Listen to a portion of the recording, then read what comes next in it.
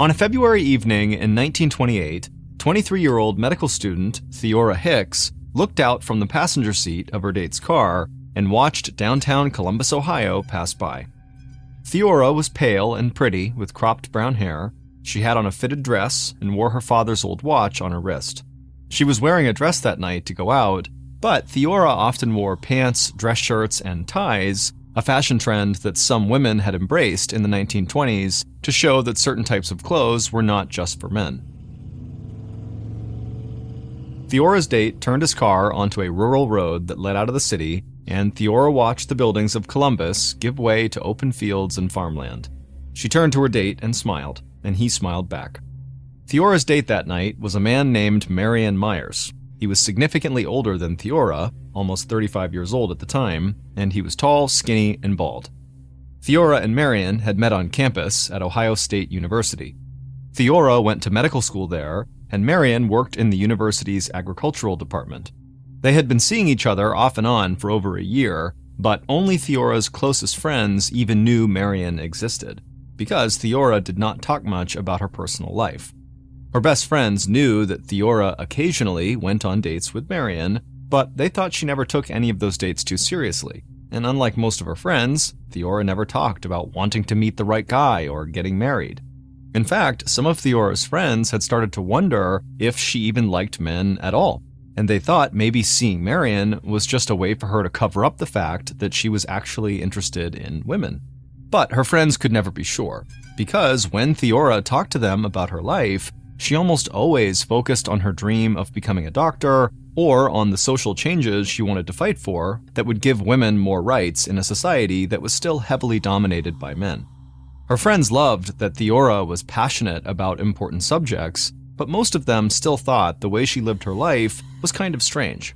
Even the fact that Theora was going to medical school seemed totally out of the ordinary to them, because in the late 1920s, women made up less than 5% of all medical students in the United States. In the car, Marion asked Theora how school was going, and she smiled again. One of the reasons she liked spending time with Marion was that he believed she had as much right to be in medical school and to become a doctor as any man did. Theora said school was going well, and that she was really busy with classes and work, but she didn't mind. Theora had worked hard in school her entire life, and she continued to work hard at medical school to achieve her goal of becoming a doctor. And so far, her commitment had paid off. While in school, Theora had spent time working in the veterinary department at Ohio State, alongside one of the most respected veterinarians in the country, Dr. James Snook, who invented a revolutionary technique for spaying cats and dogs. And soon, Theora was going to start working at the campus hospital. Theora believed that any work experience in a medical facility would help her in the future when she was looking for a job, and she thought that having connections like Dr. Snook would lend her credibility in a profession that a lot of people thought women had no business pursuing. Marion pulled his car onto a dirt road that was almost hidden by the fields that surrounded them on both sides. The road was bumpy, and the car shook a little. Theora laughed as she got tossed back and forth in the passenger seat, and then she saw their destination ahead of them. They were going to a shooting range kind of in the middle of nowhere, a few miles outside of Columbus. The place was popular with amateur marksmen and hunters in the area, but Theora and Marion were not going there to shoot guns. The location of the shooting range, and the fact that it blocked the view of people driving by on the main road, had made the open field near the range a popular spot for couples to go to have sex. The range had become so well known for this that people in Columbus had nicknamed it Shirt Tail Alley. Marion drove his car past the shooting range and a little way into the open field and parked. Theora leaned across the seat and kissed him, and then Theora slipped off her dress, Marion took off his clothes, and they climbed into the cramped back seat together. But just a few minutes later, they heard someone pounding on the car door. Theora and Marion froze. Then they heard a policeman telling them both to get out of the car. Theora looked at Marion, and she almost started laughing. She reached into the front seat, and she grabbed her dress. Outside, the policeman stepped away from the car, turned his back, and allowed Theora and Marion to step outside and put their clothes back on. Then, after they were dressed, the officer issued them both a ticket for the crime of fornication, which was defined at the time as sexual intercourse between two unmarried people. And the officer told them they would each have to pay a $20 fine, which would have been over $350 in 2023. The policeman told Marion and Theora to go home, and then he got into his car and waited for them to leave. Theora and Marion climbed back into Marion's car, and right away Marion apologized for putting Theora in that situation. Theora said she wasn't angry, and she wasn't ashamed or embarrassed.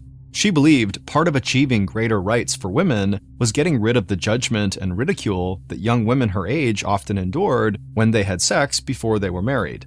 But Theora was not naive. She knew that a lot of people still frowned on things like premarital sex, so much that it was technically against the law where she lived. And even though Theora did not agree with that law, she didn't want more incidents like the one she had just had to adversely affect her future. Theora knew the odds were stacked against her when it came to having a successful career as a doctor, so she didn't want to make her dream any harder to achieve than it already was, and she didn't want to give anybody an excuse not to take her seriously at med school. So, in the months after she got caught with Marion, Theora talked even less about her personal life with her friends, and her friends noticed that Theora didn't go on dates at all anymore. Even when Theora went to parties with her friends and their boyfriends, she never brought a guy with her. But Theora's friends didn't worry about her because she seemed happy, and she seemed even more focused on medical school and her future. And by the beginning of 1929, a few months after Theora turned 24, she felt like her dream of becoming a doctor was actually within her reach. Her classes were still going well, she was training for a new position at the hospital on the Ohio State campus, and there was a chance that she was going to get to help Dr. James Snook, the respected veterinarian she had worked with, on a book he was writing. And so, even a lot of Theora's friends and family, who had wondered why she had gone to medical school in the first place, started to believe that Theora was close to achieving her dreams. At about 7 p.m. on June 13, 1929, over a year after the fornication incident at the shooting range, Theora stood in her small bedroom in her apartment in Columbus, Ohio. She was reading a letter, and she felt her heart beat a little faster. The letter started off, "My dearie, I awakened early at about 7 and of course thought of you at once." Theora read about how much the person who had written the letter couldn't wait to see her again, and Theora smiled at the writer's signature at the bottom of the page. In big letters, it just said, Janet. Theora put the letter from Janet back into one of the drawers in her desk, and she got even more excited about her plans that night. Then Theora looked in the mirror to check her makeup and clothes. She was wearing a sleeveless brown dress with a white collar and a rhinestone belt, and she had her father's old watch on her wrist like she always did. Theora grabbed her purse, stepped out of her bedroom, and saw her two roommates sitting in the living room of their apartment. The two young women saw Theora, and a look of shock came across both their faces. They couldn't remember the last time Theora had gotten dressed up to go out on a date, but they were sure that's what she was doing. Theora told them she was going out with somebody that night, but she didn't say who. Then she told her roommates she would see them when she got home, and she went outside. She walked down to the end of the street and hailed a cab to take her to the Ohio State campus. On the drive, Theora asked the cab driver if she could have one of their cigarettes because Theora was nervous and she thought maybe it would calm her down. The driver reached into his pocket, pulled out a pack, and handed her a cigarette and matches. Theora lit the cigarette, but only took 2 puffs before she put it out, and she still felt nervous and excited. When Theora got to Ohio State, the sun was just setting, and she thought the campus looked like it was glowing. She walked down a tree-lined sidewalk towards the parking lot by the student center, and she saw a blue Model A Ford Coupe parked in the lot. That was Janet's car. Theora looked around to make sure nobody was watching her, and then she walked quickly to the blue coupe, she hopped into the passenger seat, leaned over, and gave Janet a kiss. And soon after, the car pulled out of the parking lot and headed out of Columbus. At 10:30 a.m. on Thursday, June 14th, so the morning after Theora had met Janet on campus, Two teenage boys stepped out of a car and walked through the high grass in an open field near the shooting range outside of Columbus. The boys both loved shooting rifles at the range, and that morning they had decided to have a contest to see who was the better shot. As they walked through the field, the boys laughed and talked, and each of them boasted about how they were going to win the competition, but then one of the boys stopped and stared a few feet ahead of them into the field. His friend stopped behind him too and asked what was going on. The boy pointed his finger to where a swarm of flies were buzzing around something on the ground that was hidden by the tall grass. Both of the boys squinted to get a better look, and they wondered if maybe there was a dead animal that was attracting all the flies. So they walked a bit closer, the sound of the flies getting louder and louder as they approached. Then the boys both stopped again because they thought they saw a pile of women's clothes on the ground. The boys looked at each other and laughed. They knew the reason couples came to this field by the shooting range, so they figured, maybe a woman who was here with her date had been forced to run off without her clothes because the cops had shown up. But the boys were quickly more interested in the swarm of flies and whatever was below them, and so they took a few more steps forward, and when they got close enough to actually see what was on the ground, they both started screaming for help. Pretty soon, the farmer who owned the land and who had been working nearby ran over to the boys. The farmer looked down at the ground where all the flies were swarming, and he told the boys to go get the police. The boys turned around and ran back through the field to their car. They got in and drove a few minutes down the main road to the small local police station. They ran inside and told the first cop they saw what they had found in the field. Two police officers ran out of the station, got into their car, and drove to the field where the boys had just come from. About an hour later, Detective Otto Phillips of the Columbus Police sat at his desk going over some notes on a case he was working. Phillips's phone rang and he answered it. A police officer from a small department outside of the city was on the line. He told Phillips that a body had been discovered in a field near the shooting range and the local police needed help. Phillips hung up the phone and put away his notes from the other case. He figured that case wasn't nearly as important as a dead body that was just found in a field. Phillips stood up, put on his jacket, grabbed his fedora hat, and headed out of the station. He drove a few miles outside of Columbus and saw several cars parked on the side of the road next to the open field by the shooting range. Phillips got out of his car and walked towards the small group of men that had already gathered in the field. Phillips saw there were two cops from the nearby station, the county coroner, and a police photographer. Phillips knew the coroner well, but he introduced himself to the others and then asked if they would all clear some space for him. All the men moved back, and Phillips took a few steps forward. And right away, the sound of the flies buzzing and the smell hit him first, and then when he crouched down, he saw the body of a young woman. Phillips took off his hat and tried to swat the flies away. Then he leaned in closer to the body. The victim was lying on her left side, and her face was on the ground. Her right arm was stretched out in front of her, and it was very badly bruised. Phillips knew this shooting range was like a lover's lane for young couples. So his first thought was that this crime scene could be the horrible result of an argument that this poor girl had had with her boyfriend. Phillips stood up and called the coroner and the other officers back over. The other officers said they had not located a weapon of any kind in the area, and they also said they had not yet found any identification of any kind on or near the victim. The coroner pointed out to Phillips that the victim's watch had stopped at 9:58. He thought that was probably close to the time that she had been killed the night before. The victim's head, face, and neck were covered in blood, and so the coroner said he would run some blood tests when they did the autopsy. But in police investigations in 1929, blood tests were basically only used to determine two things: if the blood belonged to a human or an animal, and what the blood type was if it was found to be human blood. But a lot of people share the same blood type, so Phillips knew a blood test could not identify a specific person. So as Phillips stood there in the middle of the field, he had no idea who he was looking at, and the test the coroner was going to run would not make that any clearer. But Phillips had to figure out who this young woman was before he could even start thinking about who might have killed her.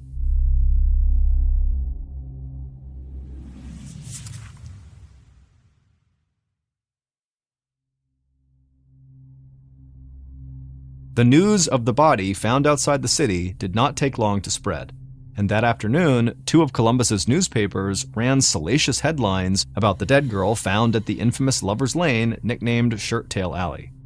Normally, Detective Phillips hated those kinds of headlines, and he couldn't stand that newspapers often put wild theories in their articles before anything was even known about a case.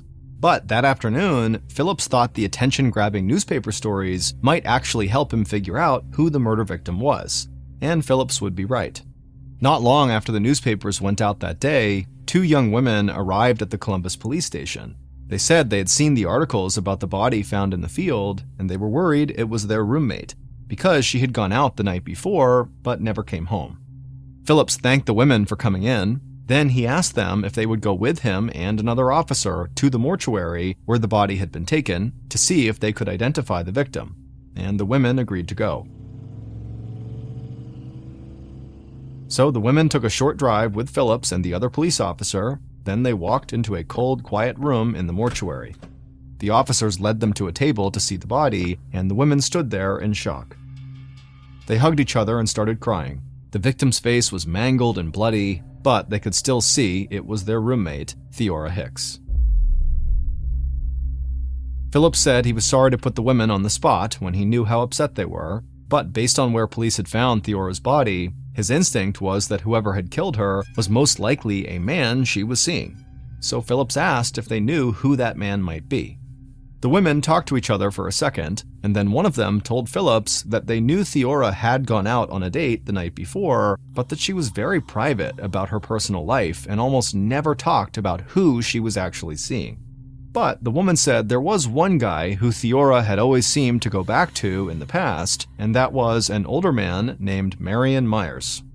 Phillips thanked the women again for all their help, and then he and the other officer took them back to the station. Later that night, Phillips began looking into Marion's background, and it didn't take long for him to think this guy was the perfect suspect.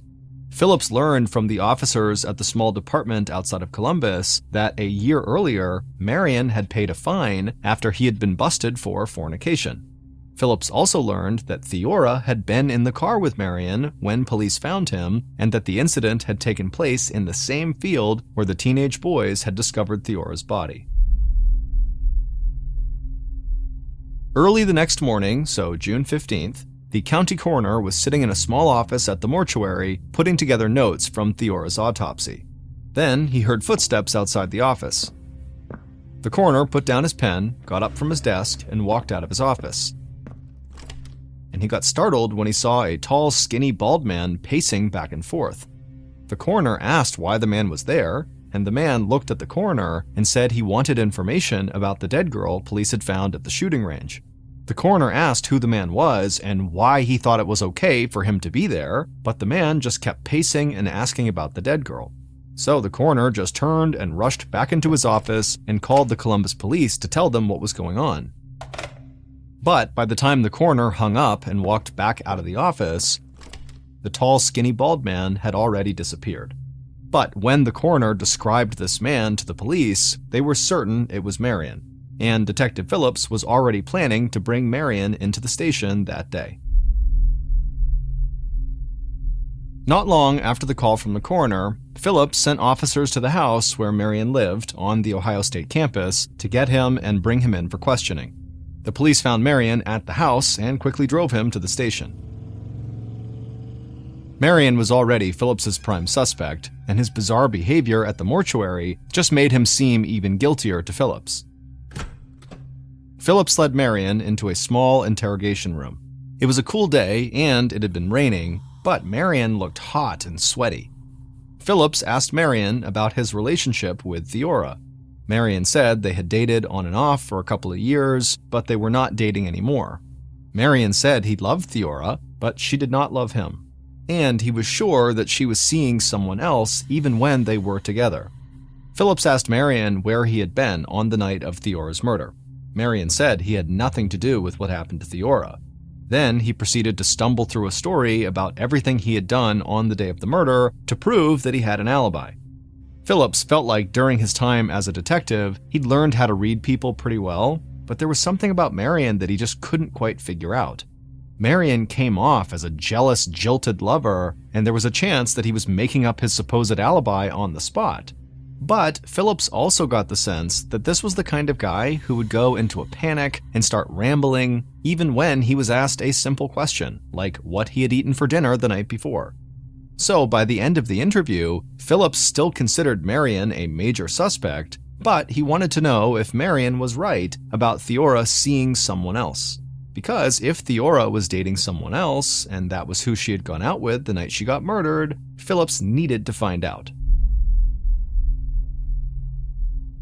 Later that morning, Phillips and other members of the investigative team went to Theora's apartment, and her roommates showed them to her bedroom. At first glance, Phillips thought it looked like the typical bedroom of a young single woman. But when he opened one of the drawers of a small wooden desk, Phillips started to think there might not be anything typical about Theora at all. In the desk drawer, Phillips found a Derringer, a small handgun that was easy to conceal. Next to the gun, Phillips found a couple of bank passbooks, which were savings account logs that people kept in the 1920s, and when Phillips looked at those passbooks, he was stunned. Theora had at least 2 savings accounts with almost $2,500 between them. For reference, at the time, that was more than the average American family made in a year. Also, $2,500 then would have been equal to about $45,000 today in 2023. Phillips had talked to Theora's roommates and a few of her other friends after her body had been identified, and they had all said that Theora worked on campus just to make enough money to get by at medical school. So Phillips was surprised that she had thousands of dollars in savings, and he started to wonder if Theora had been living some kind of a double life. Then Phillips opened another desk drawer, and he found something that immediately backed up that double life theory. Phillips pulled out a stack of letters that had been written to Theora, and they were all from someone named Janet. And once Phillips had read through the letters, it seemed clear to him that Theora and Janet had been in a very serious romantic relationship. So Phillips needed to find out if Janet was the person Theora had gone out with on the night of her murder. But Phillips didn't have a last name for Janet, and when he asked Theora's roommates about Janet, they said they had no idea who Janet was. A few hours later, Phillips and his team met with Theora's classmates and people who she worked with at the campus hospital. But nobody they talked to knew anyone named Janet. And so the police went down their list of other people to talk to, and they saw there was a guy named Dr. James Snook who Theora had worked with in the veterinary department. And so they contacted James and they asked him if he'd be willing to come to the police station and answer some questions about Theora. And James said fine. He came down to the station, and he sat down with Phillips and the other members of the investigative team. Phillips immediately thought James looked and talked exactly like a typical professor. He was 49 years old, he wore a nice suit and glasses, and whenever he talked, it sounded like he was explaining things to a big group of college kids. James told the police that Theora had once worked in the veterinary department in the steno pool, which meant she took notes and shorthand in meetings and at lectures. And James said Theora had been great at her job, and so he thought she might be able to help him while he compiled stories for a book he wanted to write. Phillips asked what the book was about, and James got a little embarrassed and said he was working on a book about himself. Because not only had he been a pioneer in veterinary science and medicine, but also he'd won a gold medal at the 1920 Olympics in Belgium. Once that information came out, immediately the officers started asking James questions about what it was like to compete in the Olympic Games and what it felt like to win gold against amazing athletes from all around the world. But eventually, Phillips got the conversation back on track, and he asked if James knew of anyone named Janet who worked in his department at the university or who might be connected to the veterinary school in some way. James thought about it for a minute, but said nobody came to mind.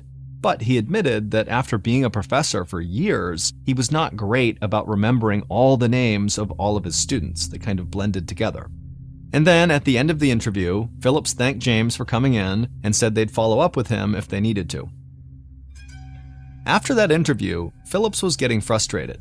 He had figured that Janet, the person who wrote the love letters to Theora, had to be a classmate or coworker or at least somebody Theora knew from school. But so far, the search for Janet had been a total dead end.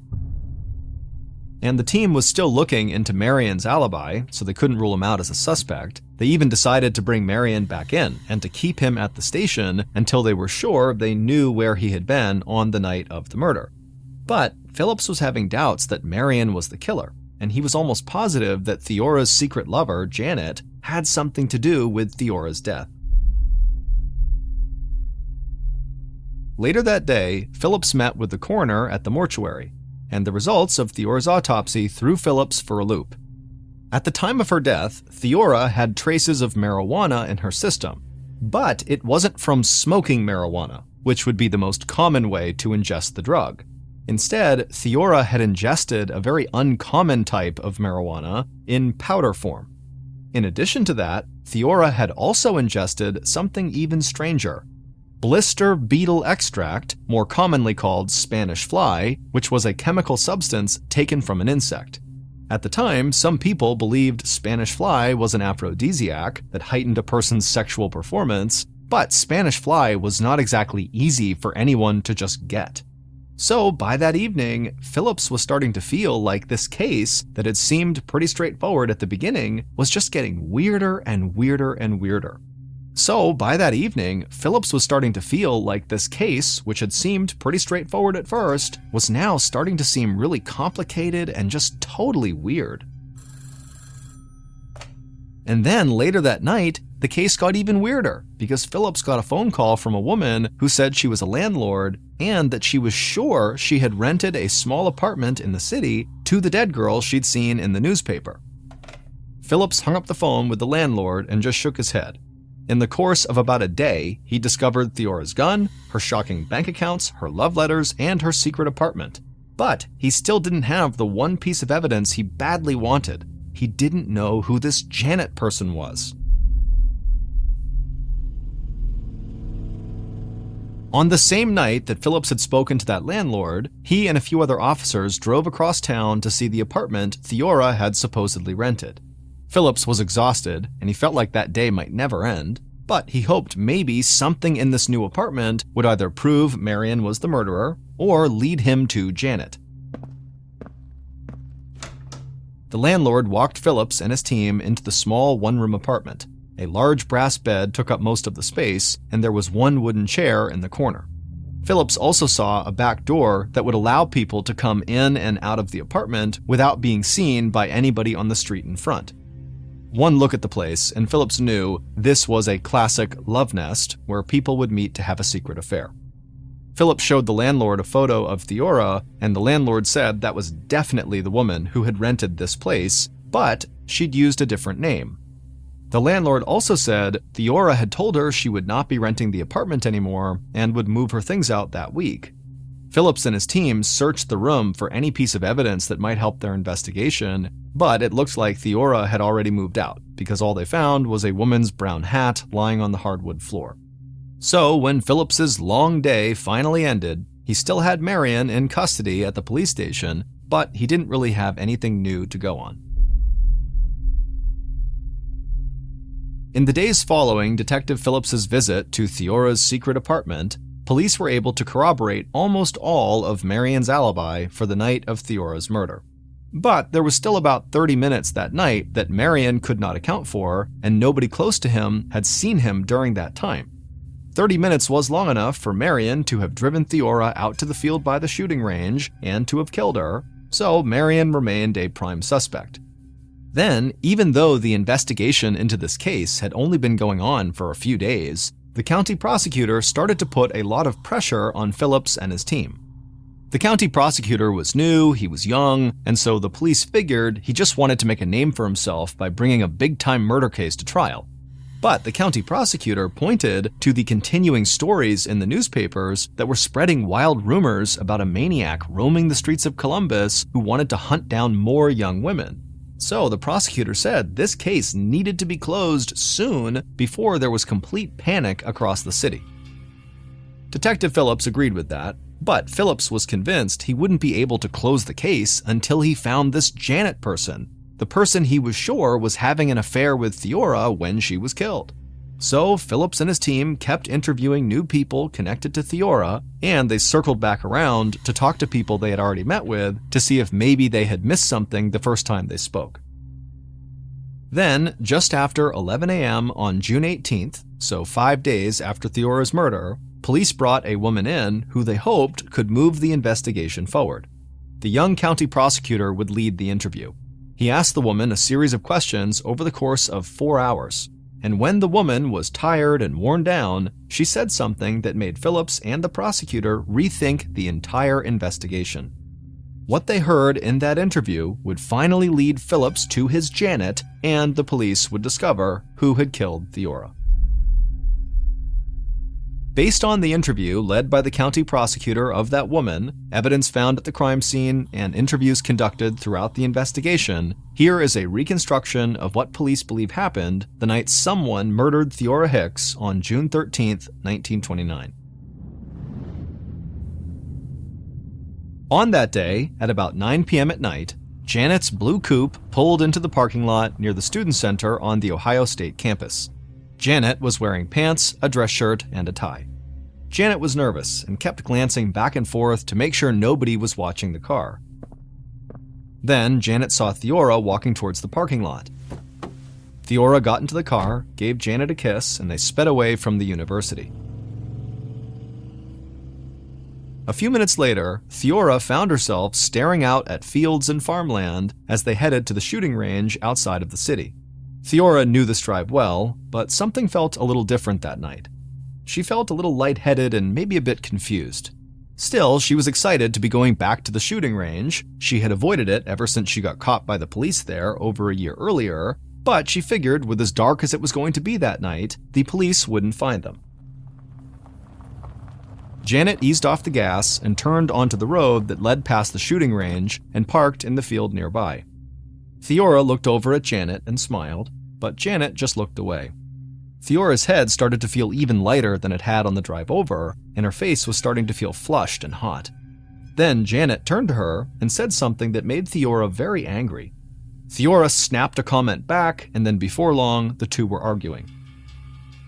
Theora was livid, and she shouted at Janet, and then Janet screamed even louder back, and before long, Theora just felt so lightheaded and so angry that she just wanted to get some air. So Theora grabbed the door handle, but before Theora could get out of the car, Janet leaned into the back seat, picked up a hammer, and smashed it into the back of Theora's head. Theora heard ringing in her ears, but she was still conscious, just totally stunned. The cramped car had not allowed Janet to really get a full swing before she hit Theora. Theora's head wavered back and forth, and she turned and just stared at Janet in stunned silence. And Janet simply raised the hammer again and began striking Theora over and over again in the face. Theora felt warm blood running over her eyes, her cheeks, and nose, but she managed somehow to open the car door, and she stumbled into the field outside. Janet flung the driver's side door open, rushed around the car, grabbed Theora by the arm, then Janet raised the hammer high and brought it down again on the back of Theora's head. Theora slumped forward onto the ground. Her arm hit the ground hard in front of her, and her watch actually broke. Janet just stood there, staring down at Theora as blood began to pool around her, and Theora was still moaning and gasping for air. Janet thought that sound was absolutely horrible, so Janet dropped the hammer, took out a pocket knife, crouched down, and slit Theora's throat. Theora would die in that field. Then Janet grabbed the hammer off the ground, ran to the car, tossed the hammer and knife into the passenger seat next to Theora's purse, and then Janet sped away from the field and back onto the main road. Early the next morning, Janet went to the secret love nest and almost completely cleaned it out. Then Janet drove the blue coupe to the Ohio State campus and got the car washed by the custodian who worked at the university's veterinary school, where Janet was a professor. Dr. James Snook, the Olympic gold medal winner and widely respected veterinarian, was Janet. He had murdered Theora. It would turn out that James and Theora had been having an affair for years, but they had gone to great lengths to keep it secret. And so after Theora had gotten caught fornicating with Marion at the gun range, it really frightened James that they might get caught having their affair, and so she and James worked even harder from that point on to completely cover their tracks. That's why Theora almost never talked about her personal life. That's why James and Theora had rented an apartment they could sneak into through the back door, and that was why in all of their correspondence, James used a fake name, Janet. Ultimately, Theora wanted James to leave his wife for her, and she would get jealous and angry when he spent time with his family. And so sometimes Theora would go out with Marion just to try to make James jealous. But Theora did always hope that she and James would somehow work out their problems and be happy together. And in the days leading up to the murder, James had said that he did not want them to rent that secret apartment anymore. So Theora thought that meant maybe James was finally going to tell her that he was leaving his wife and that they could bring their relationship out into the open. But James had absolutely no intention of doing that. He was not about to leave his wife. He just wanted to stop renting the apartment with Theora. And he worried that when he told Theora this, she would end up telling his wife everything about their affair. So James decided to kill Theora. It turned out James's gold medal in the Olympics was for pistol shooting. So he was very familiar with the shooting range outside the city, and he would still go and practice there sometimes. He thought the shooting range's reputation as a sort of lover's lane would provide him cover and make it look like the murder was the result of an argument between a young couple. On the night of the murder, James was a little bit hesitant, but when he told Theora he was going to be going away for a while with his family, Theora snapped and got really mad. And so James just reached back into the back seat, grabbed the hammer, and followed through with his plan. But James got caught because the woman who spoke to Detective Phillips and the county prosecutor at the police station was James's wife. The police had brought her in because they had begun to suspect that Theora was more to James than just someone who could help him with his book. And they wondered if maybe James's wife had killed Theora in a jealous rage. But after hours of being interviewed, James's wife revealed that James had left the house and been gone for a long time on the night of Theora's murder.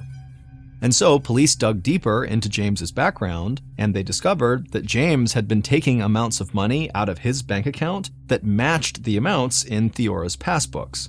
They also learned that James had easy access to the powdered marijuana and the Spanish fly that Theora had ingested because, at the time, both of those substances were used in veterinary medicine. But it was never determined if James had drugged Theora or if she had taken the substances willingly. When Phillips and the county prosecutor brought James in to be questioned again, he would first admit to being Theora's secret lover, Janet, and then he would ultimately confess to murdering Theora. James was found guilty of murder and sentenced to death. In February of 1930, so less than a year after James had killed Theora, he was executed in Ohio in the electric chair.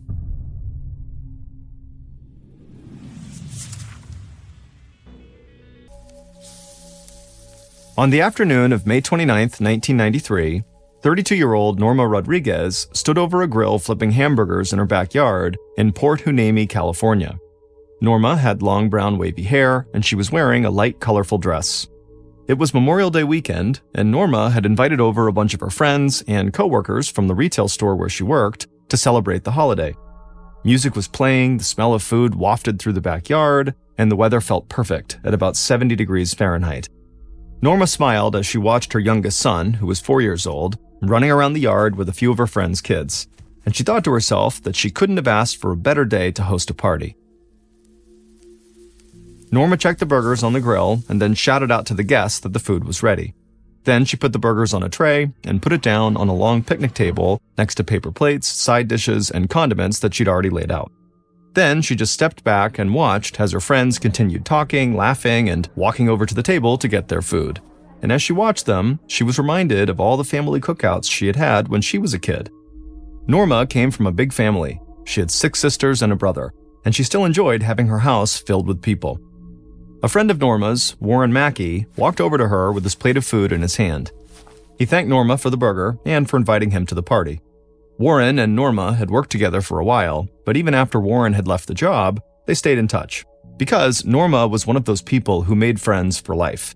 In fact, she was still close with people she'd known in college and in high school, and she made it a point to still talk to them as often as she could. Warren took a bite of his hamburger, and then he told Norma that he'd noticed the rim on the basketball hoop in her driveway was bent forward, and he said he'd be happy to fix it right now if Norma wanted him to, and Norma said that would be great. She knew her oldest son would be very excited when he got home, and he saw the basketball hoop that he loved was now fixed. Norma lived in a small one-story house in Port Hueneme with her 4-year-old and 11-year-old boys. She had met the boys' father, Anthony Rodriguez, when she was in college, and they had married a couple of years later and started their family. Norma and Anthony's relationship had looked perfect from the outside. They seemed happy together, and they had these 2 beautiful sons. But despite the appearance of how they looked, internally, their relationship was kind of a mess. Anthony spent a ton of time away from the house, either working or just hanging out with his brother, so Norma had often felt like she and the boys were just not a priority for Anthony. And the longer they had stayed together, the worse their relationship got, and soon they were fighting all the time. And so 2 years before this Memorial Day party, Norma had finally had enough, and she had divorced Anthony. As a single mom, Norma spent all of her time making sure she was providing for and taking care of her sons. She put in long hours at the retail store where she worked to earn extra money, but she also tried really hard to spend as much time as she could with the boys. She made it a point to help her oldest with his homework, and she always tried to be home to make the boys dinner and to help her youngest get ready for bed every night. It wasn't easy, but Norma never worried about how busy or tired she was. As long as her sons were okay, she was too. Norma also tried to remain friends with her ex-husband, Anthony, really just for her son's sake. She'd even let her oldest son miss the backyard cookout that day just so he could go to a baseball game with his dad and his uncle. And so for the most part, Norma was happy on her own with her kids. But there were times, like when her son's basketball hoop broke, that she missed having someone else in her life to help her manage everything. But the few times she dated since the divorce had not led to anything long-term, and Norma was just really picky about who she let into her and her son's lives. And so she was appreciative of friends like Warren who would pitch in and help her from time to time. After Warren had very quickly fixed the basketball hoop, Norma had thanked him profusely, and then she walked over to talk to one of her other friends named Beatrice. The 2 women had met at work, and they had hit it off right away. Beatrice was having problems in her marriage, and so she felt like Norma was one of the only people she could actually talk to about it because of Norma's experience with her own divorce. Norma asked Beatrice if she was doing okay, and Beatrice would say that, things are about the same, and then Beatrice would ask Norma how she was doing, and Norma would say that, life was great, except that lately her ex-husband, Anthony, had started showing up at their house totally unannounced. Norma didn't mind letting her oldest son spend more time with Anthony than Anthony was actually allotted in their custody agreement to go see a baseball game or to spend an extra weekend with him, but Norma was not okay with Anthony coming to the house whenever he wanted, like he still lived there. Beatrice asked Norma if Anthony had tried to sleep with her again, like maybe he wanted to rekindle things. But Norma said no, he usually just came into the house, talked for a minute, and then sat down on the couch and watched TV. And if Norma tried to ask him to leave, he would just get mad. One of Norma's sisters, who lived nearby, had told her to just stop letting Anthony into the house at all, and Beatrice said she agreed with Norma's sister. Norma had to draw boundaries. But Norma worried that keeping Anthony out of the house would upset the boys, and that was the last thing she wanted. She knew her sons loved their dad, especially her oldest son, who shared a lot of interests with Anthony. And so her oldest son liked to hang out with his dad and talk about baseball and basketball and other things that Norma just didn't really know much about. Beatrice and Norma talked a bit longer about the whole situation, and then Norma walked around the backyard and checked in with her other guests to see if they needed anything. Norma's Memorial Day cookout lasted for hours. Some people stuck around until long after the sun had set to spend some more time with Norma and to help her clean up. Eventually, when the last guest had left, Norma picked up her 4-year-old son, who was still running around outside, and she began carrying him towards the house. Before she went inside, she turned and looked over at the now fixed basketball hoop and smiled, thinking about how nice it was that Warren had done that. Norma went inside and made her way to her son's room, where she tucked him into his bed and said goodnight. Then she walked into her own bedroom and got changed into a t-shirt and a pair of comfortable shorts. She went to the living room at the front of the house and then sat down on the couch to watch TV. On most nights, Norma found it a lot easier to fall asleep on the couch watching TV than she did falling asleep in her own bed. And this night was no different. A few minutes after finding something to watch, Norma felt her eyes getting heavy, and so she stretched out on the couch, and with the sound of the TV playing in the background, she drifted off to sleep. 24 hours later, at about 10:30 p.m. on May 30th, Norma walked down the hall towards her 4-year-old son's bedroom. She opened the door quietly, looked in, and saw him sound asleep in his bed. Norma knew he was still totally worn out from the barbecue the day before. Norma had spent that day cleaning up the house a bit and watching movies with her 4-year-old. Her oldest son was still staying with her ex-husband Anthony, and he wouldn't be home until the following night. So the house felt quiet and a little empty. Eventually, Norma went to the living room, turned on the TV, and stretched out on the couch like she had done the night before, and within a few minutes, she had drifted off to sleep.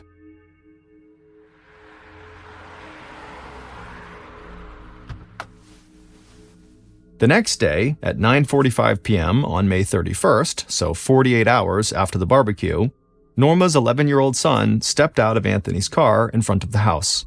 The boy said goodbye to his father and to his uncle, who was also in the car. Then he walked up to the front door of the house as they drove away. The boy grabbed the doorknob, but the door was locked. So he knocked on the door and waited, but nobody answered. Then he knocked again, but there still was no answer. The boy figured his mom had just fallen asleep on the couch like she usually did, and so he looked out to the street to see if maybe his dad was still nearby and could help him wake up his mom. But his dad was gone. So the boy walked around to the side of the house to his open bedroom window. Norma liked to keep the windows open when it was nice out in the summer. The boy leaned in close to the window and pulled off the screen and put it on the ground. Then he grabbed the actual window and raised it higher and then climbed inside. But when he got into his room, he almost screamed. He was startled because his 4-year-old younger brother was just sitting there in the middle of his room. The 11-year-old caught his breath and then asked his little brother why he wasn't in his bed. The 4-year-old just looked at him and then pointed at the door leading into the bedroom and said, "Mommy has a Band-Aid on her face."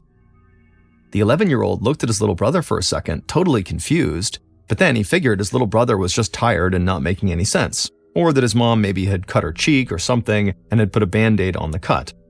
Either way, the 11-year-old didn't want to wake up his mom if she was sleeping, so he walked his little brother to his own room and tucked him in.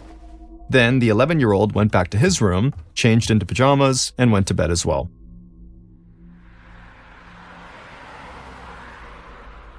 The following morning, so June 1st, at around 7:30 a.m., Norma's ex-husband, Anthony, pulled his car up in front of their house again. Anthony and his brother got out of the car and walked up to the front door.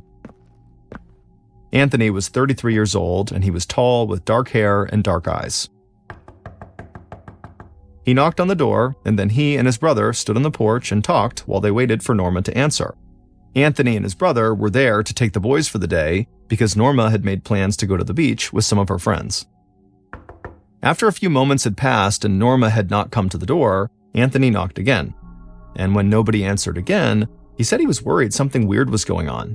Norma knew he was coming over, and even when she fell asleep on the couch, she always woke up early in the morning. Anthony pounded on the door again, and again when nobody answered, he reached into his pocket, pulled out his wallet, and then grabbed a credit card that was inside of it. Then he slipped the credit card into the crack between the door and the frame right under the lock. He shook the card up and down against the lock a few times, and then just like that, the lock gave way. As soon as this happened, Anthony looked back at his brother with a smile on his face, and his brother clearly was impressed that Anthony was able to do that. Anthony then opened the door and walked into the living room, and he was about to call out to Norma, but then he saw something and just froze. Then Anthony turned back to his brother and yelled for him to give him the knife that Anthony knew his brother always carried. His brother grabbed the knife out of his pocket and handed it over. Anthony took the knife and ran across the living room and got down on the floor. And his brother saw him cutting something with the knife, but he couldn't see exactly what was going on. Then, just as quickly as Anthony had done that, he stood up and ran into the kitchen and called 911.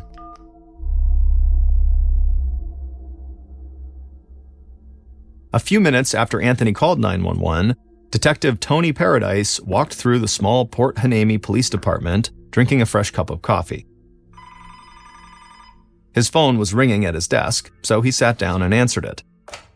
On the other line, a 911 dispatcher said they'd just gotten a call about a potential homicide. Paradise hung up the phone, and he thought somebody was playing a prank on him. That day was literally Paradise's first day on the job. He just transferred over from a station in Los Angeles, and he knew that Port Hueneme had a very low crime rate and that the small local police force had not dealt with a reported homicide case in close to 3 years. So Paradise thought the phone call might just be the other cops kind of hazing the new guy. Paradise got up and walked over to the desk of lead detective Dennis Fitzgerald to see if he was really being pranked, but Fitzgerald said there was no way that call was a joke. So Fitzgerald, Paradise, and several other officers headed outside, got into their cars, and drove a few minutes across town to Norma's house. Paradise parked his car in front of the house behind Fitzgerald's and then stepped outside. Paramedics were already there, and a uniformed officer was standing outside with Anthony, his brother, and Norma's 2 young sons. And Paradise saw at least a few of Norma's neighbors standing on their porches trying to see what was going on. Paradise still couldn't believe this was how he was spending his first day as a Port Hueneme detective. He thought Port Hueneme was the type of place people moved to so they could feel safe, a place where they could escape to the beach and leave their windows open at night without worrying about anything. Detective Fitzgerald waved Paradise over. Fitzgerald was 49 years old. He was average height, and he had thinning hair and a mustache. The detectives headed up the walkway towards the front door, while other officers started to block off the scene with police tape. The front door was open, so Paradise and Fitzgerald just walked right into the living room and put on their gloves. Then both detectives walked across the room towards the kitchen, and when they saw what was on the floor, they felt like they'd walked into a scene from a horror movie. A woman's dead body was lying there. It was Norma, and her face and head were completely wrapped in duct tape. Fitzgerald and Paradise crouched down to get a closer look at the victim. A small piece of the duct tape had been cut away from her nose and mouth, and there was a set of house keys lying on the floor next to her.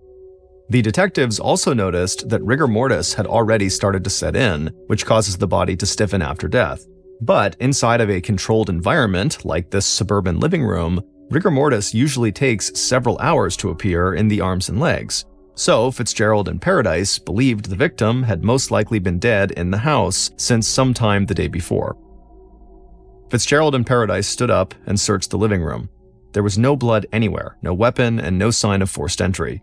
So Fitzgerald wondered if maybe Norma had come home with the killer and still had her keys in her hand when she was attacked. While the detectives did a full search of the house, the forensics team arrived. They started to take DNA samples from Norma's body, using sweat from her hands, fingernail clippings, and samples from the duct tape wrapped around her head. In 1993, DNA testing was still a relatively new investigative technique. Large samples of DNA were required to get any useful results, and the testing process took a really long time. So investigators knew they should not expect a fast turnaround with any of these samples. During their search of the house, Fitzgerald and Paradise didn't find anything that had been disturbed in either of the boys' bedrooms or in Norma's bedroom. So they walked back outside and pulled Anthony down the walkway to talk to him, while Norma's sons stayed with their uncle and another officer. Anthony confirmed that the dead woman inside the house was his ex-wife, Norma Rodriguez. And Fitzgerald told Anthony they would need him and his brother to come to the station to answer some questions. Anthony said he understood and then walked back over to his sons. A little later, as Fitzgerald drove away from the house back to the station, he couldn't get the image of Norma out of his mind. There was something about wrapping duct tape around her face and head that felt so personal and invasive to Fitzgerald. So he was convinced whoever had done it must have known Norma intimately, and Fitzgerald thought that all of the initial signs pointed to Norma's ex-husband, Anthony.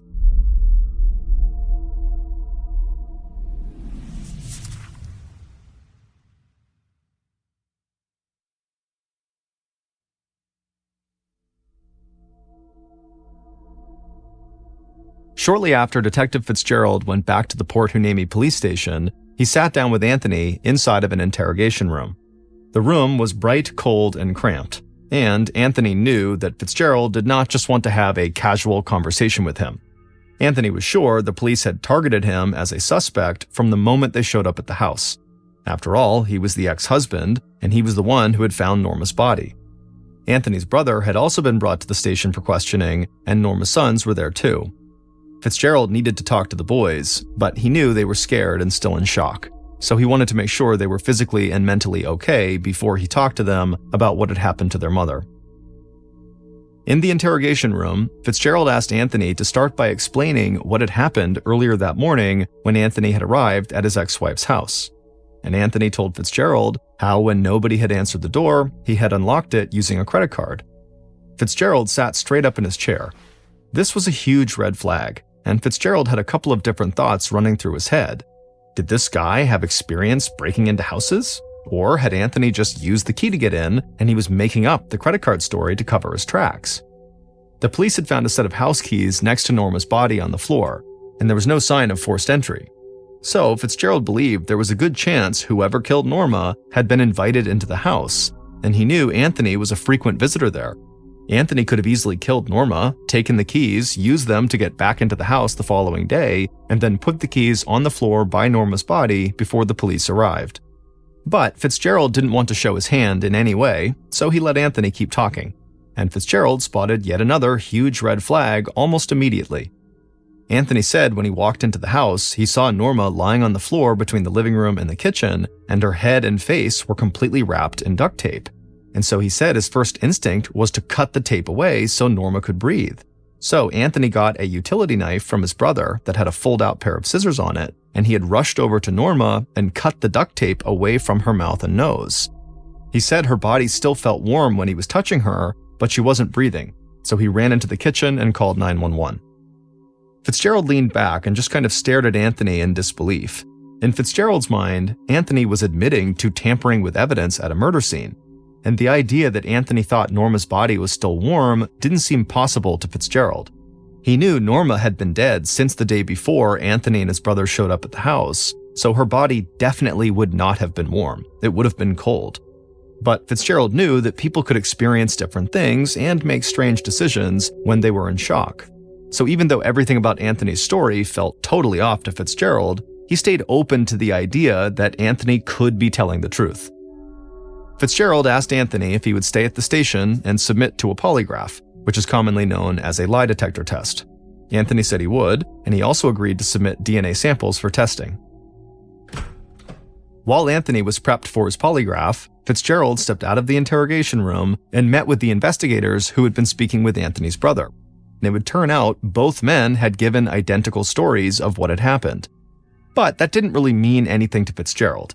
Anthony and his brother could have easily worked out a story together before they called 911. Later that day, Norma's ex-husband Anthony sat through a polygraph test, and he passed. So as far as that test was concerned, Anthony was telling the truth about the events of the morning, which meant he was telling the truth about not killing Norma.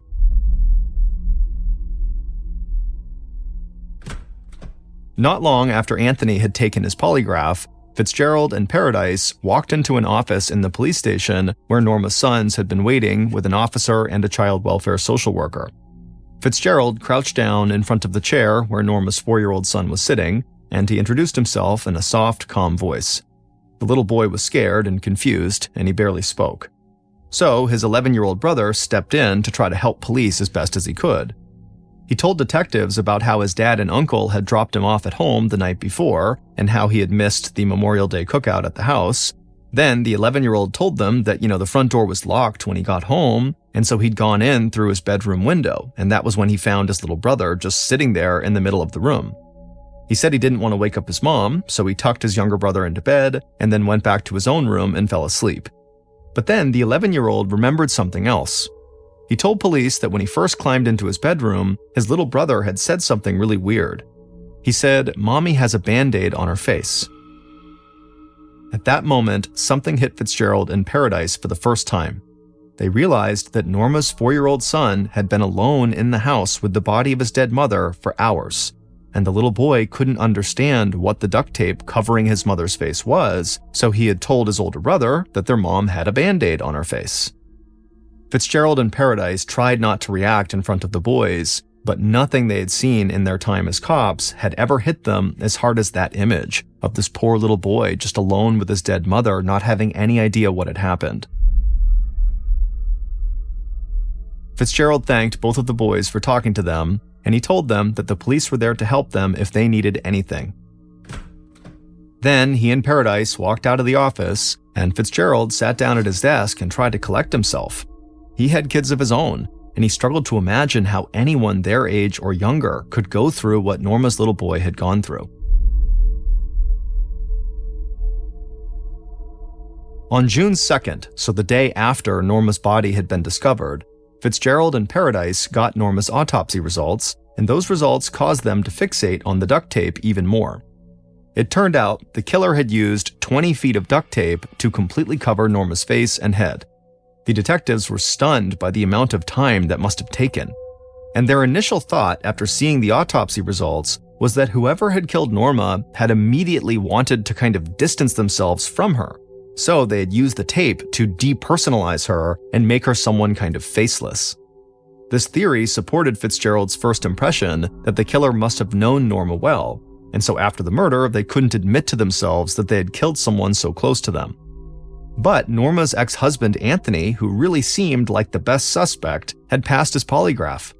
That didn't mean the police would rule him out as a suspect, but they needed to meet with other people who were also close to Norma, and they wanted to start by focusing on Norma's friends who had recently been at her house for that cookout.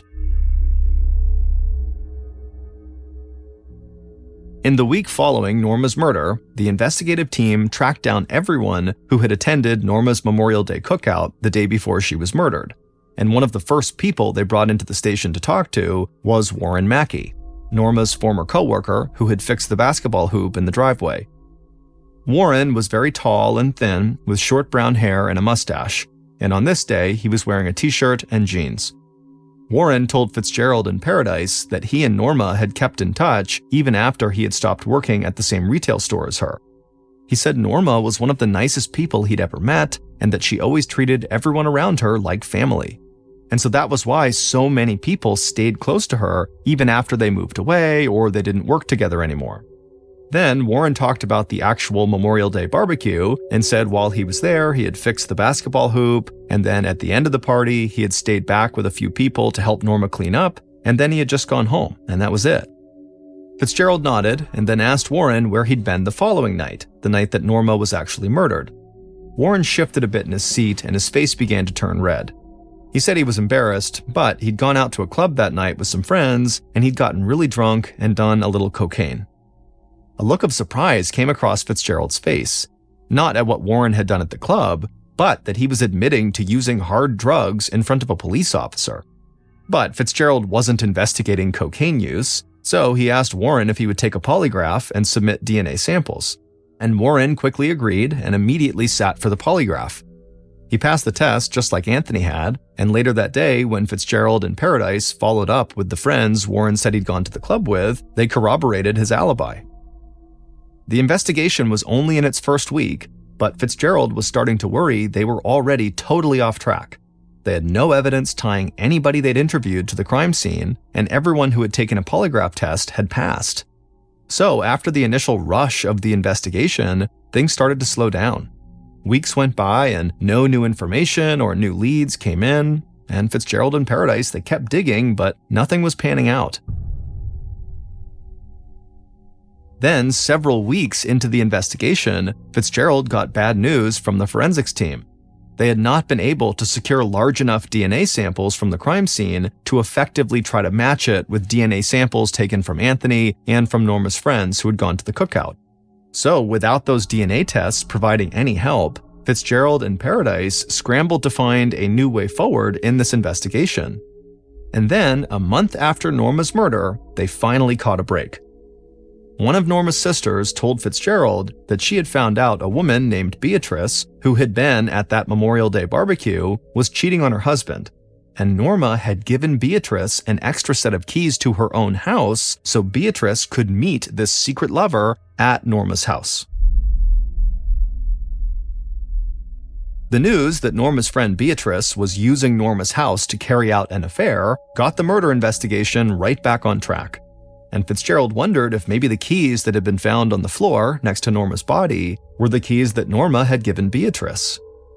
Fitzgerald had met with Beatrice early in the investigation when he was interviewing everybody who had been at Norma's cookout, but she hadn't said anything about an affair or the extra set of house keys.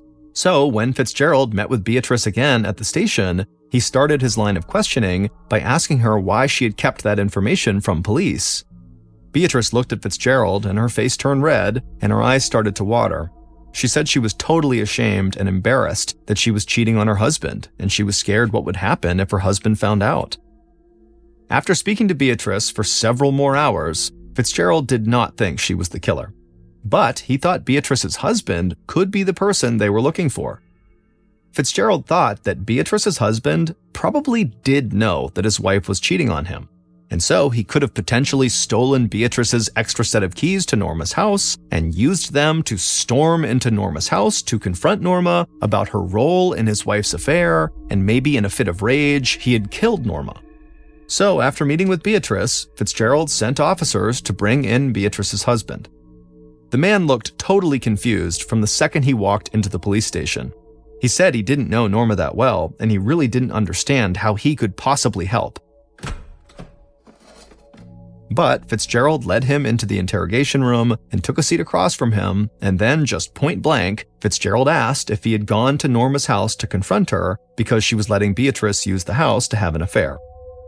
A look of complete shock came across Beatrice's husband's face. He stared at Fitzgerald and then said he had no idea his wife had been cheating on him. By the time the interview ended, Fitzgerald felt really bad. He figured the man deserved to know the truth about his wife, but no one should have to find out like that. And if Beatrice's husband had been faking his reaction to this news, Fitzgerald figured he had to be the best actor in the entire world, because the guy walked out of the police station looking like his entire life had just come crashing down. And so, after Beatrice and her husband could not be directly linked to Norma's murder, the investigation slowed down again. And after months, nobody close to Norma had failed a polygraph, there was still no help from any of the DNA tests, there was no concrete evidence that pointed to anybody in particular, and so the case just started to go cold. No matter how hard Fitzgerald and Paradise worked to move the investigation forward, they felt like they didn't have anywhere to go, and several more months passed with no new details coming in. People in the small city of Port Hueneme started to get restless, and wild theories surfaced that Norma's murder was the work of a serial killer who staged his victims in dramatic ways. But that wild theory, or any other wild theory, never checked out. And then 1 year passed after another, and Norma Rodriguez's murder started to fade from the media and from public discussion, and soon the police turned to other cases. But Detective Fitzgerald vowed he would keep working the case until Norma's killer was brought to justice. Fitzgerald had been almost 50 years old at the time of Norma's murder, and he promised Norma's sisters that he would not retire until the case was solved, no matter how old he got. So, by the time Fitzgerald was almost 60 years old, he was still working the case and trying to keep his promise to Norma's sisters. Flash forward to May 31st, 2003, 10 years to the day after Norma's murder, and Fitzgerald was sitting in his office at the Port Hueneme police station. Years earlier, he had put a photo of Norma on his desk to remind him of the promise he'd made to her sisters, and also to help people remember that there was a real person whose life had been taken and who still deserved justice. Fitzgerald's phone suddenly rang, and so he answered it, and on the other line, someone from the state crime lab told Fitzgerald that they had news about the Norma Rodriguez case that he might not believe. Fitzgerald held his breath and listened. He learned that the crime lab had been following up on all these cold cases, and in doing that, they believed they had finally learned who had killed Norma. In the 10 years since Norma's murder, there had been major advances in DNA testing. So, in 2003, the DNA samples that had been taken from Norma's body were now, with all these advances, more than enough to find a match. The crime lab said they still needed to run new tests on the duct tape that was found on Norma to confirm their suspicions about her killer, but they would have those results soon. Fitzgerald hung up the phone and he wanted to cry. He had lived with Norma's case for a decade, and even he had started to doubt that he would ever be able to solve it. But just a few weeks after Fitzgerald got that big phone call, the crime lab confirmed their initial findings. So Fitzgerald picked up the phone and called one of Norma's sisters to let her know that Norma would finally be able to rest in peace, because he finally knew what had happened to her and who had done it.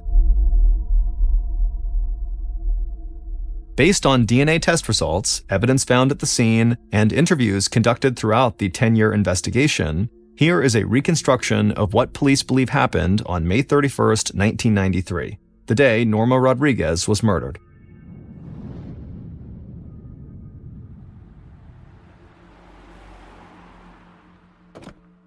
Just after midnight, the killer parked their car down the street from Norma's house. They picked up a roll of duct tape off the passenger seat and then stepped outside of their car into the dark summer night. The killer quickly scanned the nearby houses to make sure nobody was outside. When the killer was sure the area was clear, they moved quickly down the street, staying in the shadows and away from the streetlights. The killer was feeling angry and hurt and embarrassed, and they did not want to feel that way anymore. The killer crouched down low and moved quickly up the walkway to Norma's front door. They reached into their pocket, grabbed Norma's house keys, and unlocked the door and walked inside. The sound of laughter startled the killer, but they realized it was just coming from the TV, and they breathed a bit easier. The killer closed the front door behind them, put the keys back in their pocket, and walked into the living room. The sound from the TV got louder as they approached, and the killer saw Norma fast asleep on the couch. The killer stood there just for a second, watching her. Then they walked towards the couch and knelt down and put the duct tape on the floor. Then they lunged at Norma on the couch. Before Norma could even wake up, the killer had wrapped their hands around her throat and had begun strangling her. Norma's eyes opened wide and she gasped for breath. She flung her hands at the killer and tried to push them off. In the struggle, the killer kind of stumbled and Norma managed to fall off the couch onto the floor. She could barely breathe, but she tried to make it out of the living room to the kitchen. But the killer followed, grabbed her, and threw her on her back.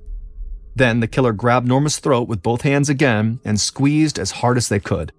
Norma gasped and choked, and then her body stopped moving and she went limp. The killer finally released their grip, and they looked down and saw very clearly Norma was dead. The killer then went back through the living room, grabbed the duct tape off the floor, and then returned to Norma's body.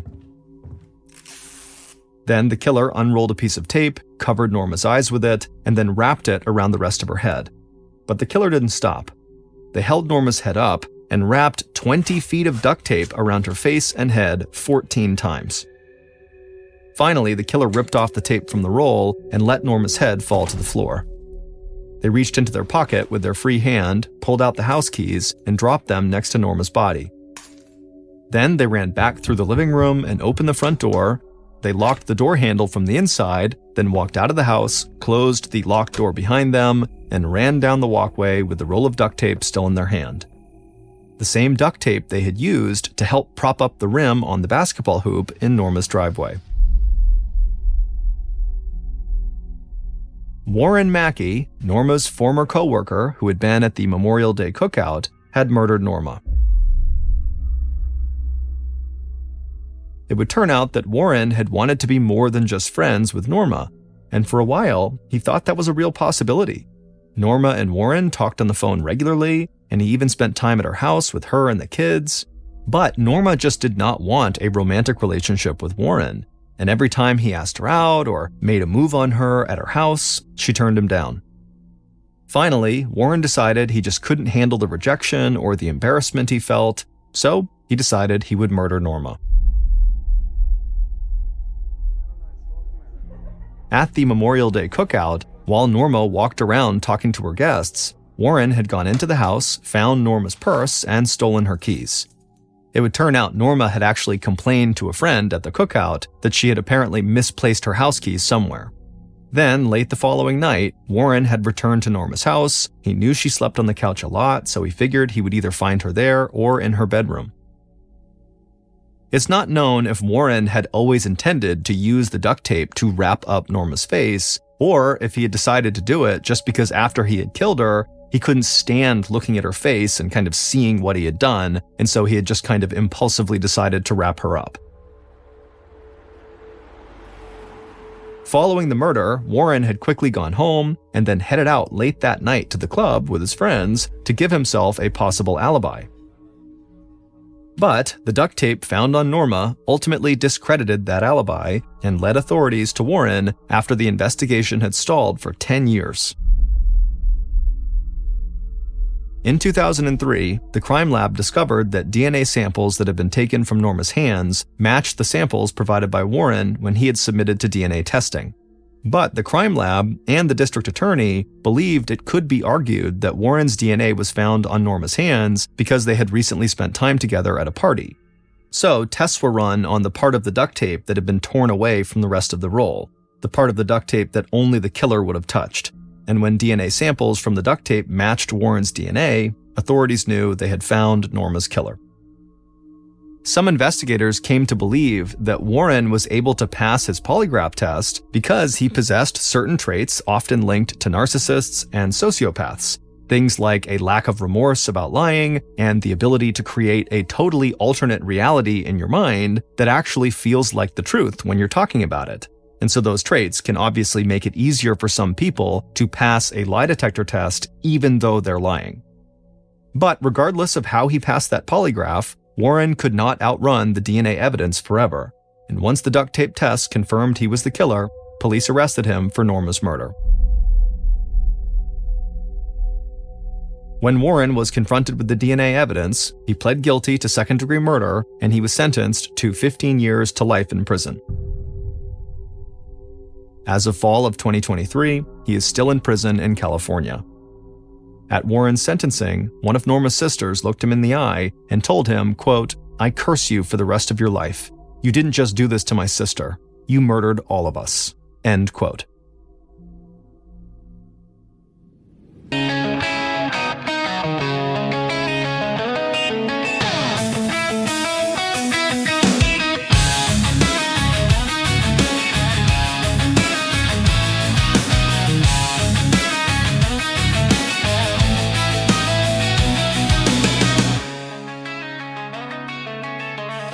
Is howling, it tears through the night. I stand alone, but I'm holding tight to a flicker, a spark, a flame that won't die. The rain keeps falling like tears from the sky. Each drop a story, a reason to try. I won't break, I'm still forged in the fight. I've been bent, but never broken.